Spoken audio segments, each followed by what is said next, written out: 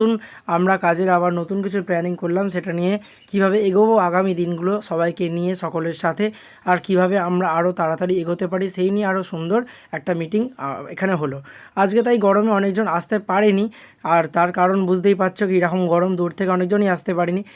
তো নেক্সট সবার কথোপকথন নিয়ে একদম সুন্দর একটা মিটিং আর নতুন সেট আপ নিয়ে আমি চললাম বাড়ির পথে। তারপর বাইরে বেরিয়ে দেখলাম এই রকম জ্যাম লেগেছে, আর সেই জ্যামে পড়ে আধ ঘন্টা আমি এই সাইডেই দাঁড়িয়ে থাকলাম। দেন চলো বাড়িতে নিয়ে চলে এলাম রুটি আর তড়কা। খুব খিদে পেয়েছিলো ভাই, তো রুমালি রুটি আর তড়কা একদম সুন্দরভাবে পেট পুজো করে নিলাম। দেন খাওয়ার পর আবার কালকে মামার বাড়ি যাওয়ার জন্য কিছু কেনাকাটা ছিল, তাই বেরিয়ে পড়লাম।